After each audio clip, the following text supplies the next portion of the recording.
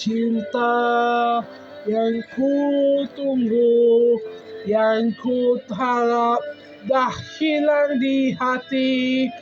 Ku pergi saja dari hati.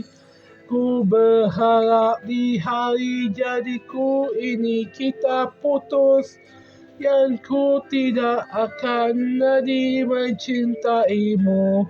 Ku pergi saja, ku berharap engkau tidak kembali atau menjumpai, tapi ku salah sekali, tak sangka sekali engkau kembali datang ke tempatku ini. Padahal sesungguhnya aku benar-benar tak cinta lagi. Cinta sudah hilang di hati, tapi kenapa engkau datang ke sini? Malahan aku sudah tiada cinta di hatiku ini. Sudahlah, sudah. Pergilah kembali kepada cinta pertamaku itu. Aku bukan cinta yang terbaik. Padahal aku berjuang, engkau tidak menghargai lagi cinta yang ku juangkan. Malah ku sedar itu hanyalah imajinasiku saja. Ku takkan percaya cinta yang ku beri kepada dirimu itu. Cinta yang ku pendam, yang ku luahkan, yang ku berjaya, tapi ku hilang sudah cinta itu lagi.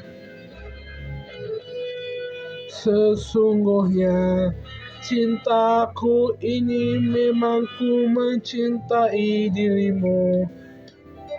Engkau tidak memandang cinta, ya akhirnya ku pun pergi saja. Berharap engkau tidak ada lagi di hati yang di mataku ini. Tapi malang sekali engkau tetap muncul, yang engkau mencuba untuk mendapatkan lagi. Padahal aku sudah sakit yang tidak terasa apa-apa lagi di hatiku ini. Yang ada cubalah hati yang terluka, yang ku menyesali mencintai. Hilang saja cinta itu. Sungguh aku lelah penat dengan cintamu ini. Ku bertelefon keluarga yang berharap mereka terimaku kembali di kampungku kembali. Ya akhirnya mereka terimaku, yang ku takkan kembali lagi ke bandar ini. Ku takkan kembali lagi. Berharap engkau jumpa pengganti lain. Ku berharap kau tak datang, tapi engkau datang.